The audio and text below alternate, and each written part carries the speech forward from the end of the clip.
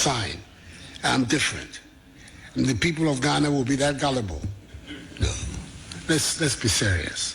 So the question is, I think that if we're talking about the record of the government, my understanding is that every NPP person, communicator, or whoever you are, who is a supporter of the party, it's your duty to try and defend that record and make sure that the people of Ghana buy into that record. Because at the end of the day, once this presidential primary is over, that is going to be the issue before the country. Rabiu, I'll start with you. I have also in studio Michael Ogbodu of our business desk and Helen Apiampo for my co-host from Sunrise. But today we are doing a community engagement. Rabiu, let me begin with you. Is the vice president doing the exact thing the president asked them not to do? It's quite interesting and not so surprising what we've heard from the vice president, because he was touted before they came into government that he was the lead team member who would help salvage the economy of the country, and indeed he spoke to several of our economic fundamentals when he was then the vice president aspirant running mate to Nana Addo. With this particular presentation that he did, we picked up some of the claims he made and tried verifying these claims, and we have come to some interesting conclusions with regard to the inconsistencies we saw with some of the claims he made. So if you would permit me, I would want to highlight a few of some of the claims he made and the findings. All right, go ahead. We have made. So he specifically said the fiscal deficit, which was reduced from 8.4% in 2016 to 4.1% by 2019, increased to 10.8% in 2020. We went to verify the numbers, and what we found was that with his claim that we recorded a deficit of 8.4% in 2016, according to the IMF staff report for 2017, Ghana recorded 9.3% fiscal deficit at the end of 2016, and not 8.4% as he suggested. Now, if we go further, he said in 2019 we recorded a deficit of 4.1%. This we found again to be the target, the budget deficit target of the government, not what was actually recorded. Because according to the Ghana Revenue Authority report for the year, their annual report for the year 2019, we recorded fiscal deficits of 4.7% and not 4.1% as was said by the vice president. Again, he said the deficit figure increased to 10.8% in 2020. Now, if you look at figures released by the Bank of Ghana, it states that we recorded 10.8% fiscal deficit only for the first 11 months of 2020. So it is not possible for the vice president to suggest that 10.8% fiscal deficit was recorded in 2020. I see. According to the Bank of Ghana, the 10.8% was only for the first 11 months. By the end of 2020, our fiscal deficit was 11.7% and not 10.8% as was suggested by the vice president. I see. And here it is important for us to highlight that the vice president or the government should not present numbers that only makes them look good, but they should be actually factual in the numbers they release. Because if you look at the data for 2019, it looks like the number being put out did not consider or did not include financial and energy sector costs. If you even add financial and energy sector costs, our fiscal deficit was not 4.7%, but rather 7% of GDP. So it is good, it is important that we do not cherry-pick the data, but present the data in whole for citizens to make their judgment. I see. Now, let me speak to other claims that we verified. Now, the Vice President mentioned that government has reduced infant mortality per 1,000 live deaths from 37.9% in 2016 to 32.6% in 2022. We verified the numbers. Indeed, in 2016, you can give it to him, it was accurate, 37.9%. But when you look at the numbers from the Ghana Statistical Service with regard to infant mortality in 2022, it was 28 deaths per 1,000 live deaths as infant mortality. So that claim he made again was inaccurate. We again went to verify issues relating to our debt figures. The claim specifically made by the Vice President was that the debt to GDP ratio had increased from 61.2% in 2019 to 76.6% in 2021 and declined to 66.4% in 2023. Indeed, when you look at the numbers that have been put out, you can say they are indeed true per the numbers that have been put out by the Bank of Ghana and even the IMF. But the conclusion that this message is trying to send out, that we are doing well with regard to our debt figures, is inconsistent with the conclusion of the IMF. Because on January 19, 2024, the IMF released its Article 4 review of our economy. And their conclusion was that Ghana remains in debt distress and that our debt situation is unsustainable. So these are some of the highlights we have picked from the statement, some very inconsistent and inaccurate, and some also a true reflection of what the data is. Now, if you look at how the Vice President went about his presentation, he had a lot of confidence speaking with such bravado, and then you are now suggesting to us that the things that he said, and in fact the figures and stuff that he quoted, are not entirely correct. That puts some doubt on the credibility of the Vice President. Not good at all, is it? Yeah, we would always encourage that for the politicians, anytime they are relying on data to speak to citizens, we should be very factual, and we should be very consistent with regard to the data we use. And here I'm speaking to the fact that we produced, where we saw that there was a specific reference to data that did not include, so the fiscal deficit data, that did not include financial and energy sector costs. That would mean we are only presenting a set of data that would make the government look good, but we are not presenting the data in a whole. Because why would you present data that speaks to our fiscal deficit but does not include our financial and energy costs? Is it because it would make the number a bit bloated than what we are presenting to the public? Also, when we speak to issues relating to our debt situation, and you tell us that the numbers have reduced, if you look at our debt to GDP from 61.2% in 2019, going to 76.6% in 2021, and then to 66.4% in 2023.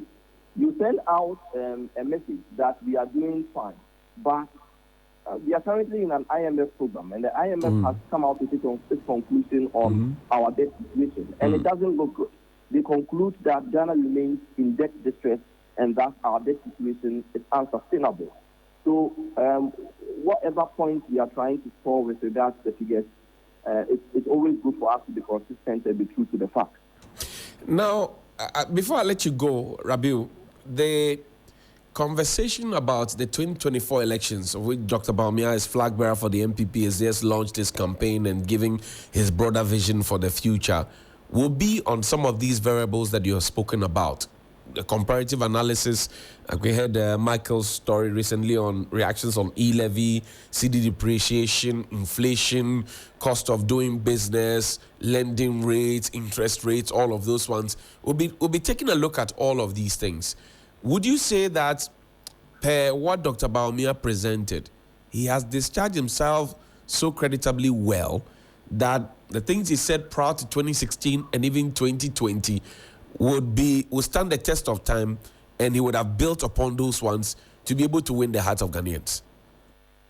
This is a difficult question, and considering how partisan we are in Ghana, where regardless of the performance of political parties, there are people who are set in what they will be doing with regards to who they will be voting for. We can only encourage that people rely on the hard facts and the data as being presented. For us, this conversation we are having with you on CFM would not be the last. We would consistently be producing our fact checks, speaking to specific claims that are made by politicians or people in high places. Right. And we'll be bringing listeners the facts. We would as well be looking at the promises that have been made by government and whether they've been fulfilled. And we'll be making these ones available to every listener so they can take their independent decisions as to whether the politicians have met their expectations or not. Rabiu Alassane, I thank you very much indeed for your time. He's the managing editor for Ghana Fact, and he joined us here. Rabiu, always a pleasure to speak with you. Thank you very much, sir. Great. And that's Rabiu. And if you go on to Google, just type, why is Ghana at the IMF? This is what pops up on your screen. It says, in 2022, Ghana faced a severe economic and financial crisis with a debt burden assessed as unsustainable, which Rabiu just spoke about. Specifically, a combination of pre-existing vulnerabilities and external shocks, such as the COVID-19 pandemic and Russia's war in Ukraine, had resulted in acute financing pressures, a depreciating cedi, declining international reserves, slowing economic activity, and high inflation.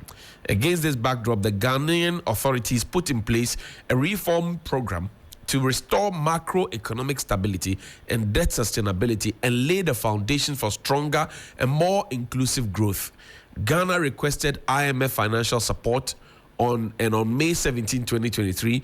The IMF Executive Board approved a $3 billion 3-year extended credit facility arrangement to support Ghana's post-COVID economic recovery program. Michael, I start this one with you. What will be your initial assessment of Dr. Bawumia's broader vision for the future? Before we go into that even, I think the numbers he put out there were quite interesting. And no matter how you put it, and no matter how you make it look good, the facts on the ground is what matters most to the average Ghanaian. One of the arguments the Vice President makes is the fact that the cedi has depreciated relatively less than it did in the previous government, which is somewhat a valid argument. However, on the ground, how is the average Ghanaian faring amidst the economy? Because from the numbers that we looked at, let me pull out some of those to give a very good perspective on all of this. Right. So, according to the NPP presidential candidate, the cedi has depreciated against the dollar relatively less than it did in the previous government. As of January 2009, the cedi was trading at 1.28 to the dollar. So it meant that 1 million cedis was equal to about $780,000. Right. But then as of 2017, the cedi had depreciated to 4.27, which meant that $1 million was now worth, 1 million cedis was now worth $234,000 dollars. A big drop. A big drop, which is give or take almost $500,000 drop. Gone. So that is where Bawumia's argument is, because when you look at 2017 to 2024, the $1 million at 12 cedis, 36 pesos exchange rate is now worth about $80,000. So the drop between the two, you see, there's just about 120,000 as compared to the almost 500,000 during the NDC era. So his point is that in our time, we've been able to slow down the rate of depreciation. Fair point. But what does this really mean for the average Ghanaian or the average businessman? In my pocket, what does it mean? What does it broadcast to me? Because what it actually means, again, is that a trader who was trading in 2009 that had 1 million cedis has had his capital depreciate from $781,000 to $80,000, and that's where the issue is. Right. So it's not about how you have been able to slow down, but what's the current state of the economy, and that's where everybody is concerned about. How much is fuel selling at the pumps? How much? So even looking at this exchange rate alone, Johnny, it means that if your salary hasn't increased from 2009 till now, you are you're in the trenches. You're a magician. Seriously, you are in the trenches. And that's what we care about. It's not about how good you try to spew the numbers. And I think that it's high time politicians take us seriously and begin to change the narrative and how they communicate to that. I'm surprised that the conversation is not about how much we've made the city appreciate, but about how much less we've made it depreciate. And how did we get here? Anyway, Dr. Sharif Mohammed is a member of the NDC's finance and economic team. He joins us via Zoom. Doc, good morning. Assalamu alaikum. Wa alaikum salam. Juma Mubarak. Juma Mubarak to you as well. Doc, let's begin the conversation. You heard Dr. Bawumia. He has given us a vision for the future, but he's also spoken about some key achievements. Your initial thoughts? Well, I mean, I'm just going to dovetail into what Michael has said. And if you look at the time value of money and you want to skew things and cherry pick numbers to reflect what it is, it means that we are simply being disingenuous. But the reality is that in 2022, right, the CD lost its value by about 25%, right? And it's evident, even from IMF data, that the CD was the second worst performing currency, trailing behind the Sri Lankan rupee. What is worse than this? So if you want to make any comparison, this is a contemporary comparison you'll be making. In any case, Dr. Bawumia did talk about how they inherited a struggling economy from 2017 to 2019. Remember that the Mahama Tekpe administration was just ending or had just ended an IMF program, which they inherited the benefits of the IMF program, not the service of the IMF program. So the first years of the administration was due to the discipline the IMF program had injected and the growth it has brought into the economy. When push came to shove and reality set in, what happened? They jumped onto the bandwagon of the international capital market on a bond spree. Who stays on the bond market prudently for 7 good years, borrowing at interesting rates? To such an extent that they even dreamt of going to or issuing a 50-year long bond. So it tells you that they've actually done a lot of things themselves that is actually reflecting or impacting upon the economy, what Dr. Bawumia was part of. Because if you're head of the economic management team, how could you not have been part of the decision-making process of going to the capital market? But he has explained. He has explained that he was just playing an advisory role. He's the driver's mate, essentially. When you say advisory role is quite interesting. Johnny, I'll make reference to this point. Have you ever seen a certain vice president escort or even share cars with the finance minister, escort the finance minister on budget day to parliament? Under this administration, it happened not once, not twice, but a couple of times. That's how integrated he was in the economic affairs of the country. Sat at the front row whilst he delivered. Optically, politically, and economic-wise, signals are very important in financial markets and environment. So whatever optics they tried to create was what we saw, that Dr. Bawumia was integral to this economy. In any case, when you say you're a driver's mate, he took credit for a lot of initiatives, DAB, IT, or technology issues. How could he do that and not do that for his own forte, which he's been touting since 2008 from his lectures from the Central University College as an economic whiskey? Because that is what he makes us know he believes he can do, and that's where he has his strengths and competences. So how do you abandon that? So when it comes to the economy, you're not part of it. When it comes to technology, you're part of it. I see. That's becoming too interesting.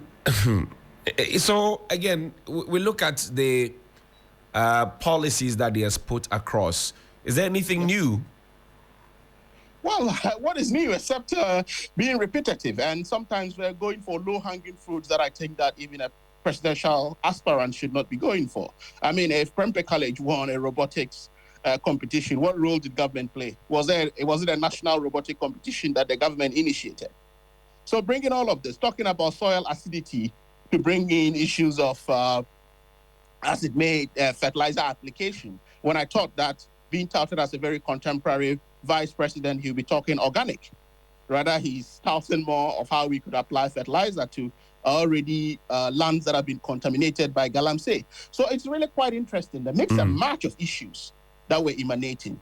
A government that led, or a NAPCO-led government, is now calling for options for national service. So you'd see that this is just a mix and match of issues that they're throwing around to see which of them will stick. And when you get confused and don't have a clear-cut policy, what you go with is mix and match. In the scheme of things as we have now, what does abolishing national service achieve? What is it supposed to solve economically? Yeah, that's why I'm asking, because if you have brought in NAPCO to say that you want to cover a gap, all right, or allow people to have a skill, which national service is already doing, and NAPCO was absorbing a whole lot of people with a huge tax bill to the government, then you want to abolish that or give options to national service. What have you done? That's counterintuitive if you look at it. But in any case, if national service is optional, what's the impact on the economy? That's the question. He should be answering that. Right. Let's talk about another initiative, for example. I mean, he talks about creating a minerals development bank. Right. When we already have a national development bank, all right, that has been created. You've created a mineral investment fund, and you want to create a minerals development fund. What kind of duplicity is this? So, which is what I'm saying, when you get confused, you don't have a coherent policy in place, you try to throw everything about to see which of them would stick. Now, Dr. Bawumia is distancing himself from some of the things. Mr. Kofi Bentil says, give him a fair hearing. He says, when I get into the seat, I will do better than what we have been doing. Should he not be giving a fair hearing? Well, everyone deserves a fair hearing, Johnny. But the fair hearing ought to be contextualized. A fair hearing in time past could be given to any certain vice president, because we all know how docile they were, because they're only representative at ceremonies, acting on behalf of their bosses and what have you. But in the last 8 years, what have we seen in the Nana Addo Bawumia-led administration? He has been very integral. He's the most visible vice president ever to be seen on Ghanaian soil. He is the most, integrated vice president into a government that people can point to say, or he himself can point to say that I led this initiative. Ghana.gov, we can have a debate as to who has initiated it till the cows come home. Right. But he takes credit for it. Right? There are numerous other projects that went around town that he tries to take credit for. So if a vice president decides to take credit for some programs and initiatives and now turn around to say, give me a fair hearing, where lies that? We can only contextualize the attribution of fair hearing within the operational space and the actions and inactions being taken by a certain vice president or a politician. Interestingly, when Dr. Bawumia spoke, he seldom mentioned John Mohammed's name, as would have been the, the modus operandi. He didn't mention John Mohammed at all. Some say that would connote the fact that he doesn't see John Mohammed as competition, so there was no need mentioning him. What do you say? Even his own boss was not present at the event. Does that mean that his boss has ditched him? Was Nana Addo present? Nana Addo was not present. No, he wasn't. The wife. So would we want to interpret that he's made it less of an event by making the wife represent him at the event? Obviously not. He didn't need to, because he knows that John Mahama has a credible, because in any case, he went after the 24-hour economy. So if it didn't hit him hard, there's no way he would be going after the 24-hour economy. So he didn't need to mention John Mahama in name. In any case, he avoided the very key terminology that Ken Ofori-Atta has been using over the years to insulate himself or to tout their achievement by saying they turn a corner. If you listen to the speech, he never used the terminology once. What it means is that he's departing from that as well. This is a man you followed every now and again to Parliament to present a budget that you, as chair of the economic management team, had a role to play with. Today, he's turning a corner, or he's set to have turned a corner which is reflective of his gains in the economy. You don't want to be a part of that because he evaded that. Could you also interpret that as ditching Ken? There are those who still think that Dr. Bawumia is not a bad case, as those of you in the NDC and other CSOs want to present, but he is still, in the race and hopefully to win it for 2024. How does that sound to you? Johnny, the proof of the pudding is in the eating. What we're simply saying is that Ghanaians know what they're feeling. He has touted his achievements. He has touted his forte. He has touted his competence. Right. In any case, back in the day when he spoke or used the Central University platforms to tout his achievements and, value the CD and our borrowing and our taxes and all of these issues, did he speak about them yesterday? Obviously, no. Even he himself is saying that e-levy, he's going to scrap it. If e-levy was that bad, would you turn up to events of e-levy to be captured on photo before e-levy cakes and the likes of that? So which is what, for me, the real interpretation, who Dr. Bawumia is and what he'll be facing in the run-up to this election, right, had been reflected in the lecture he gave at UPSA, which is that there's going to be credibility crisis that he needs to clean up. So which is why I always say this election is going to be narrowed or hinged on two things: credibility crisis on the part of Dr. Bawumia and vindication on the part of John Dramani Mahama. Dr. Sharif Mahmoud, I thank you very much for your time. We're grateful. Thank you. Thank you very much. That's Dr. Sharif Mahmoud of the NDC. Let's hear some voices from the streets, shall we? He still lies there. So he thinks that Ghanaians are still the same naive people as we were before. So I think it's the right time we show him the way back. How can you be a vice president for 8 years? You're the vice president, the president brought something, and you are saying that what the president brought, you're not aware. Is that possible? It means that even you as a vice president, you're not active. Inactive vice president, now you want to be a president. Doesn't make sense.